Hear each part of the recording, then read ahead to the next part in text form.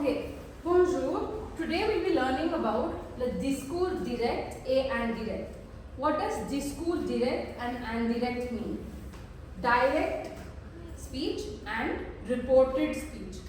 Why do we use reported speech? Reported speech is used so that we can communicate about something that was spoken in this class, for example, to someone who is absent, someone who is not present. Okay, so I want to tell, for example, let's say Hiba is absent today. So Nida wants to tell Hiba what happened in class. Ma'am said that we will be learning about reported speech in class. When she is reporting what happened in class, that becomes reported speech. Direct speech is when I am talking live within quotation marks. Information that comes within quotation marks is called direct speech. Do you understand the difference between direct and reported speech? Now, it can be used to inform someone about something they missed. For example, you didn't go to a meeting and someone wants to inform you that we will finish the project by tomorrow. So, one employee says to the other, the boss said that we will finish the project by tomorrow. Or for example, in case of gossip, you know she's not interested in Rohan. When you're reporting this kind of information, you will use reported speech. This is what is in quotes. This is what Ria actually said. But when you report what Ria said, it becomes reported speech. Okay. Now before we learn how to change reported speech to, direct speech to reported speech, let's learn about what kind of sentences we can report. There are different kinds of sentences in any given language.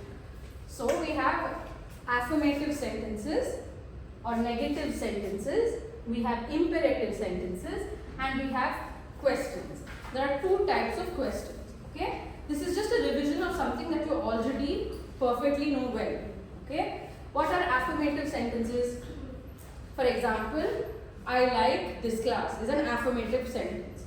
It ends with a full stop. Okay? I dislike being late is a negative sentence. I do not like being late. When I use negation but end it with a full stop, it's a negative phrase. Okay? What's imperative? Imperative is used to give orders or instruction to someone. For example, I tell you, do your homework on time. Don't be late to class. These are instructions. Instructions in your question paper, for example. Complete the answers. Fill in the blanks. Write a paragraph. Okay? These are instructions given to all of you in an exam. Now, what are the forms you can give instructions in? Tu, nu and vous. Why can you give instructions only in tu, nu and vous form? Because you can give instructions only to those people who are present. For example, I want to tell Svecha, bring the book here. Okay? I look at her and say, bring the book. I cannot look at someone who is not here and tell them to bring the book. Okay? That's why we can't give instruction in third person. When someone is absent, we cannot give instructions to that person. Okay? Now, if I want to give instructions to all of you, okay, do your homework when I say, I mean this instruction is for everyone, right? So, I use the vous form, which is the plural form. Okay? Either you use the tu form, which is the singular form, or the tum form, or you use the vous form, which is the formal form, or the aap form. Okay? Now, in case I say, let's do this exercise together. That is, I am including myself in doing something with you.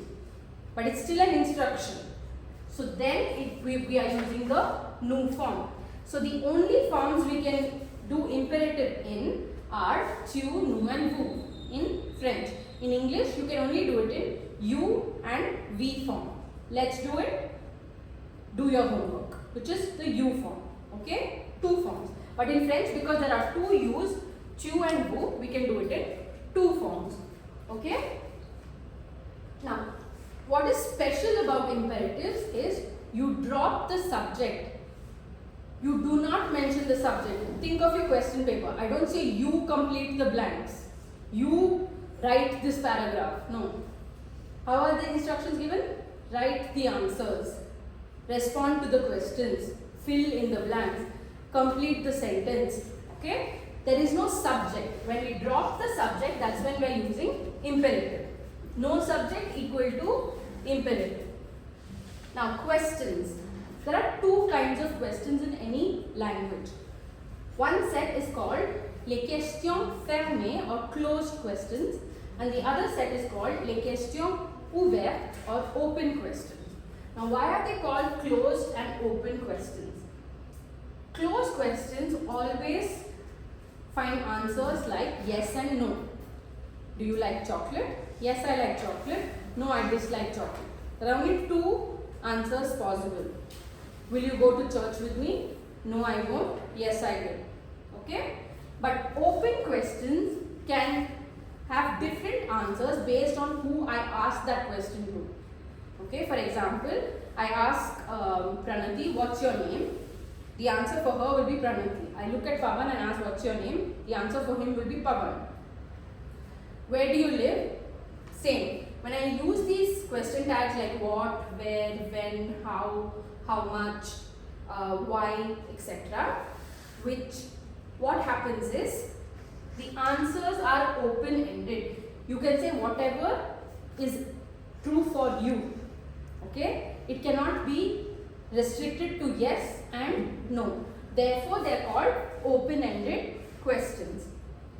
Now, let's address what are some ways in which open-ended questions, closed questions exist. There are three forms, okay? The first form is called intonation or punctuation form. Now, why is it called intonation or punctuation? For example, tu vas à l'église is a sentence which is saying you go to church. But if I change my intonation and say you go to church, then it becomes a question. When I change my tone of voice, it can either be a question or a statement. What do I mean by punctuation? Instead of putting a full stop, if I put a question mark, it becomes a question. Tu vas à l'église, question mark, that means I'm asking you a question. Okay? Based on my tone or the punctuation, you can tell if it's a closed question. Okay? The answer to that can only be yes, I go to church, no, I don't go to church. Inversion. In English, for example, are you late to class every day? Are you? Instead of you are late to class every day, I'm inverting the subject and the verb.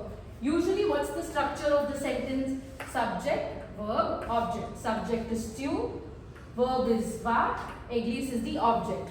But if I swap the position of the subject and the verb, it becomes an inversion question. Okay? When you invert those two, it becomes an inversion question. Are you interested in, let's say, cooking? Okay? Then you have the est question. You add the question tag est, or in English, do or is it.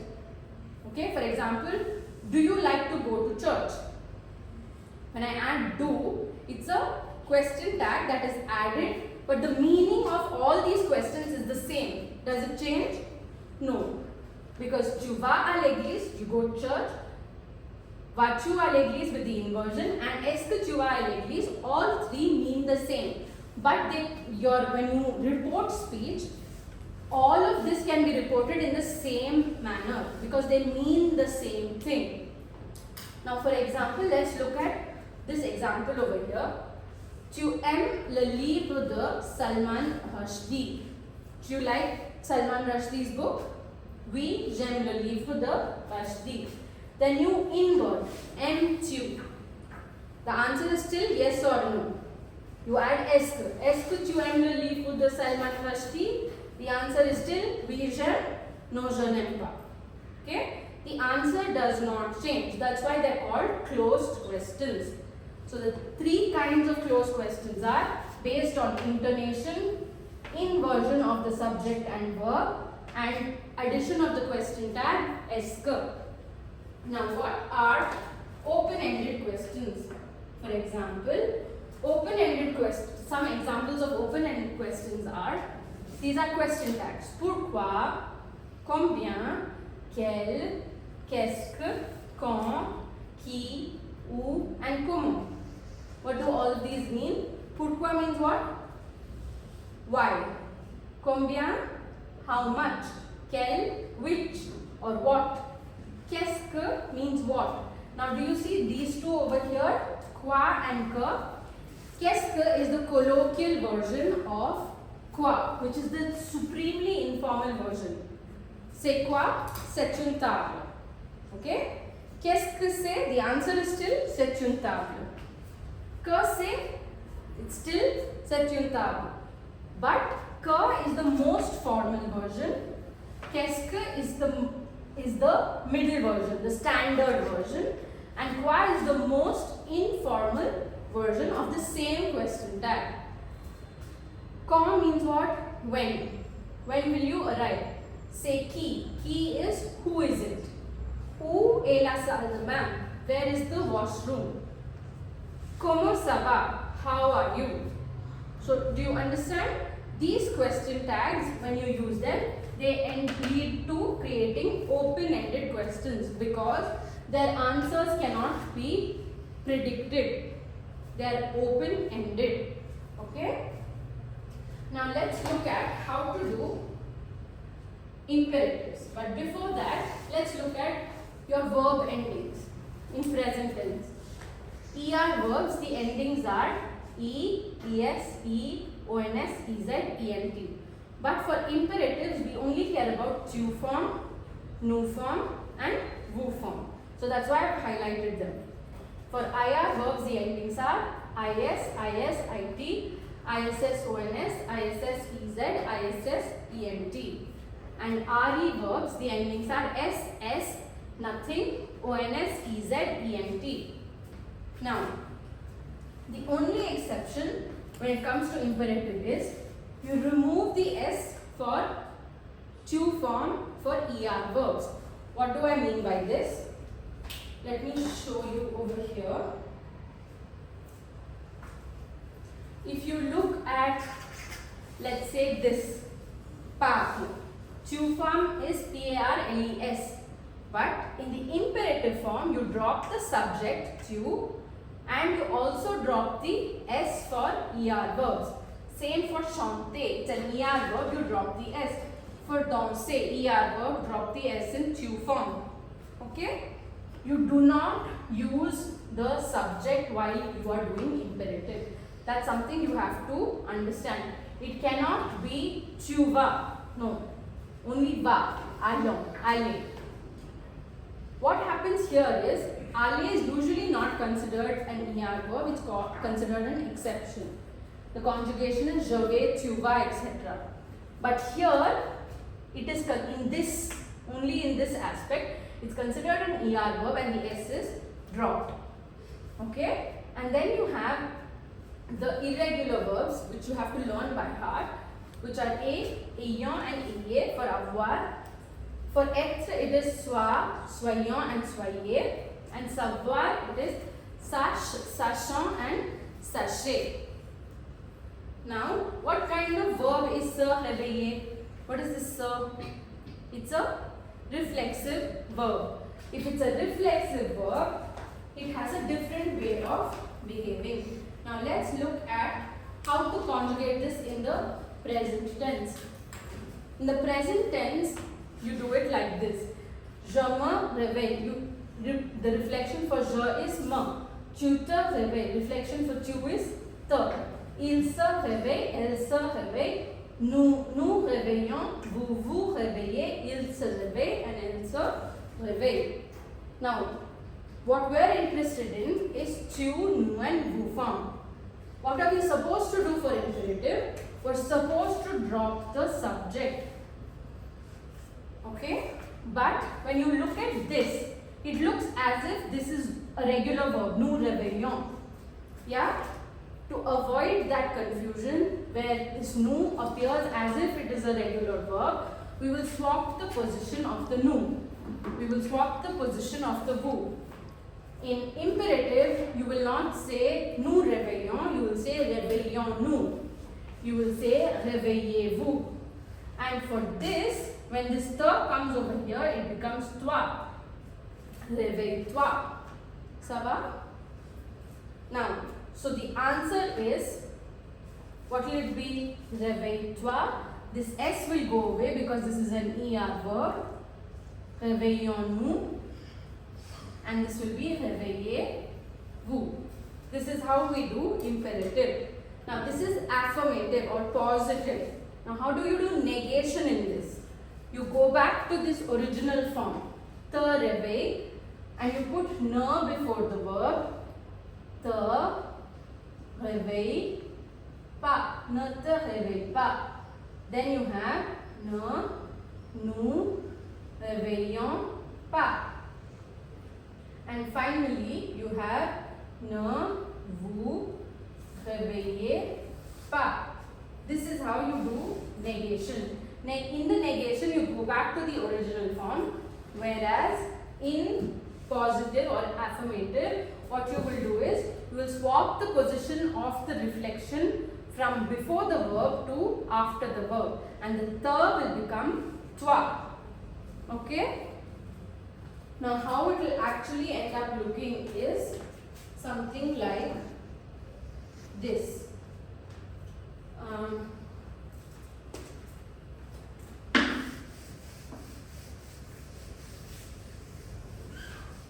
Réveille-toi, the S is missing, you remove it.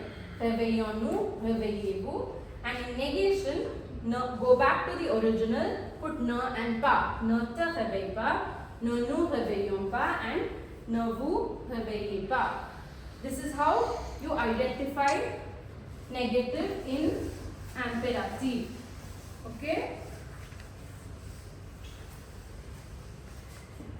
The other ways it can appear are, for example, like over here, ne before the verb and pas after.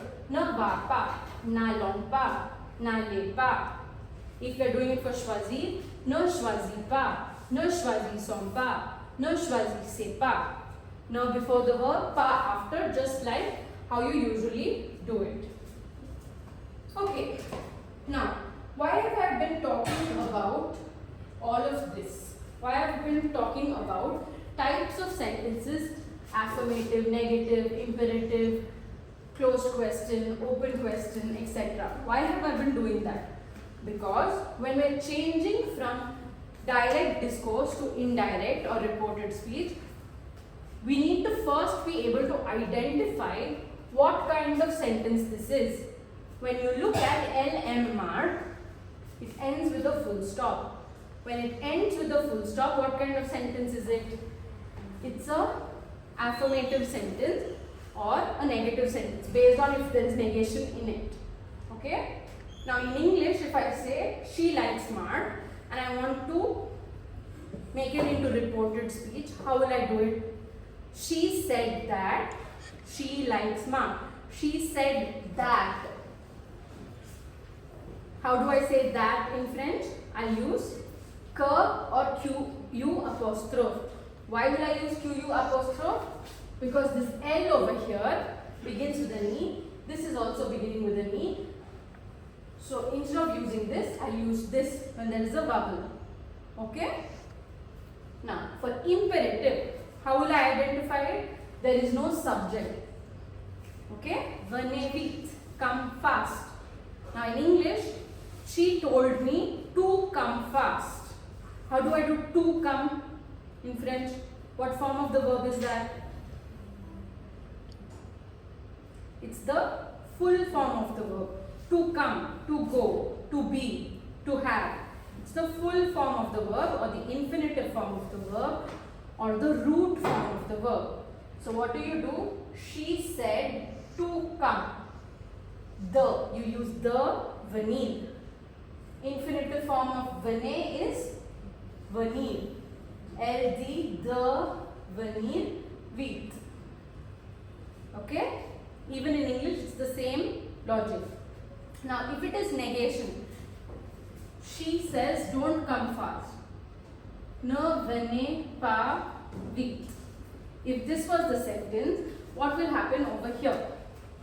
LD, that the will always remain. Ne pas venir vite. You do the full verb vite. Here you will write ne pas. If you remember in your question paper, whenever I give you fill in the blanks, for example, in negation, je dash ne pas être.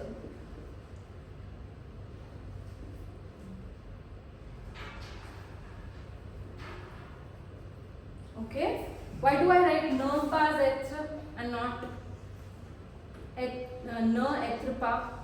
Because this is the full verb. When I am writing negation with full verb, the format is always ne pas followed by the verb. When it's conjugated, only then will you use ne before the verb and pas after.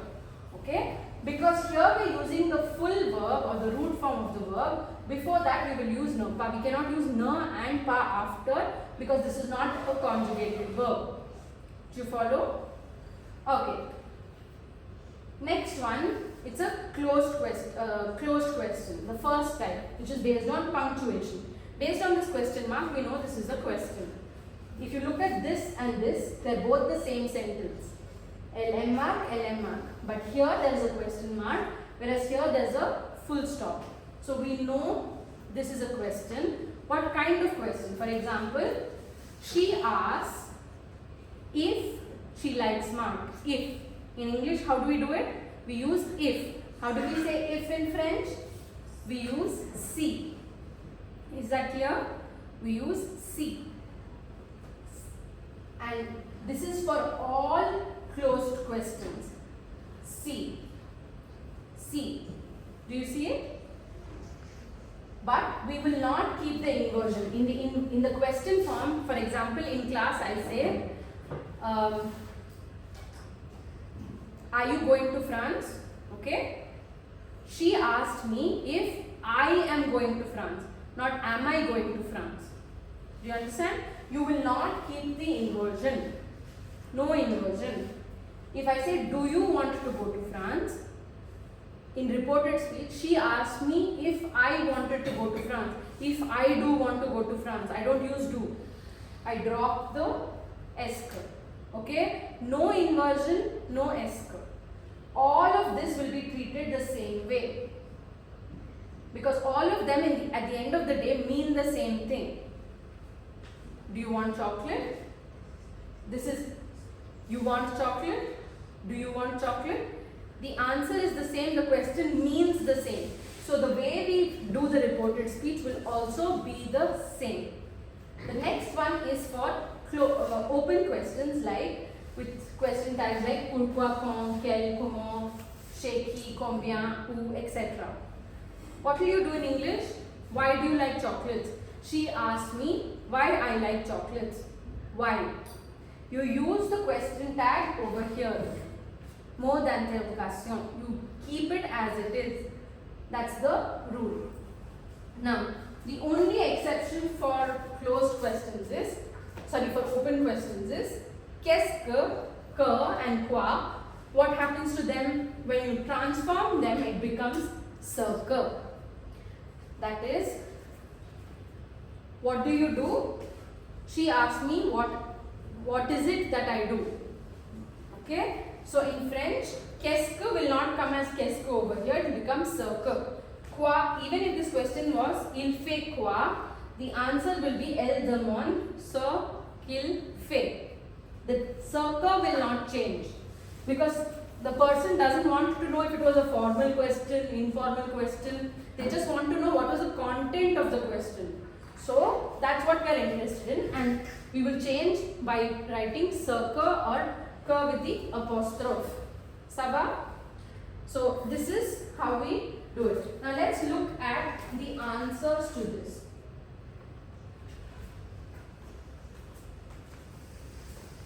Now if you look at these,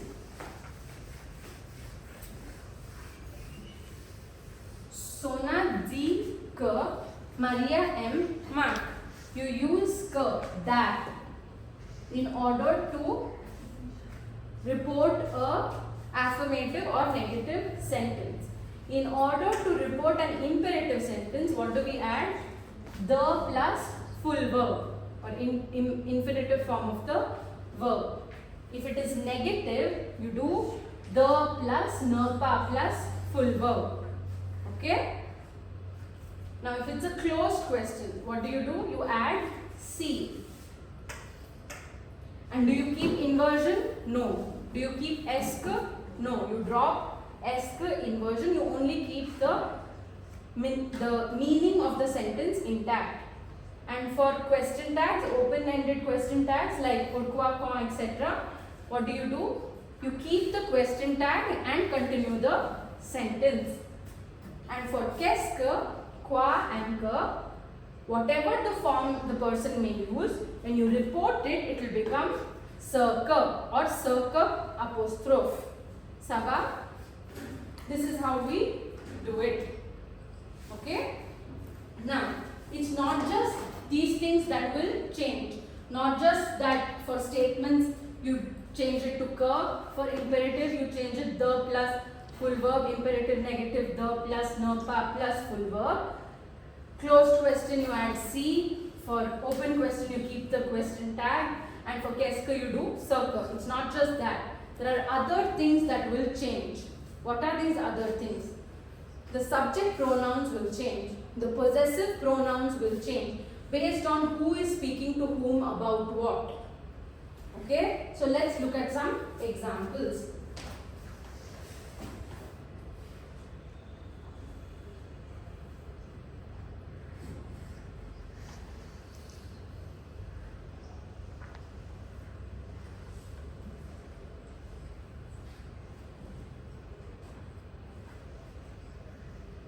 Now, if you look at this, qu'est-ce qu'elle préfère? This is an open-ended question.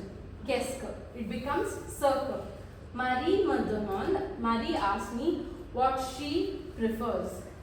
Okay? Ce qu'elle préfère. But instead of elle, if I said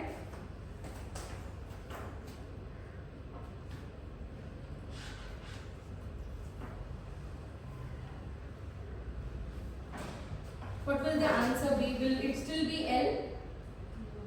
No, what will it be? Do it in English in your mind. What do you prefer? Marie asks me what I prefer. You will do I. So even in French, the tu will become je. Ce que je préfère. Do you understand how it's changing? So we have to pay attention that even the subjects will change based on who is reporting what to whom. We need to pay attention about that. Okay? Now if you look at, Jack tells me that this is ugly. Mosh means ugly. Okay? If you look here, say mosh. It's a negative sentence, its meaning is negative, but what will happen is, if someone else asks this question, it says this. Instead of Jack tells me, Jack tells him that it is ugly. Now, what if my sentence is like this?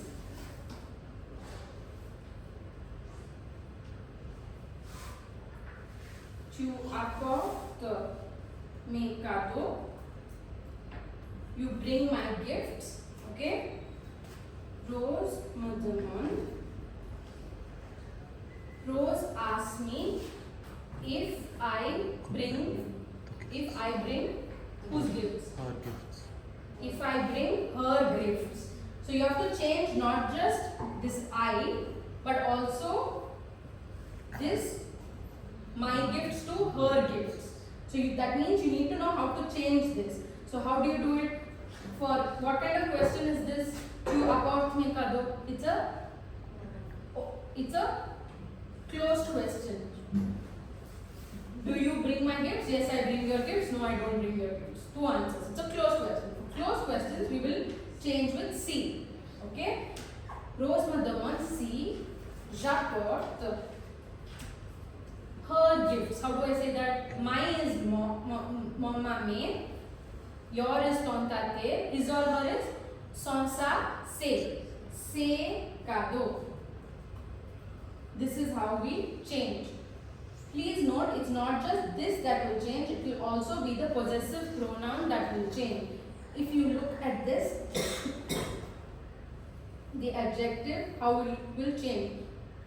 Momame means mine, ton tate yours, that is informal, son sa se, his or hers, notre ours, votre yours formal like aapka, and leur theirs, what belongs to them. Okay?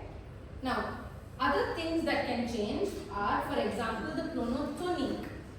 The tonical pronouns can also change. What do I mean by the tonical pronouns can change? Let's, for example, write a sentence over here like,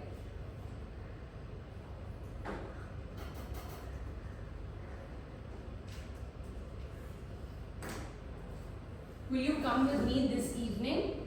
Okay. What kind of question? Will you come with me this evening? Yes, I will. No, I won't. So, what kind of question? Closed. Closed question. So, Rose asked me if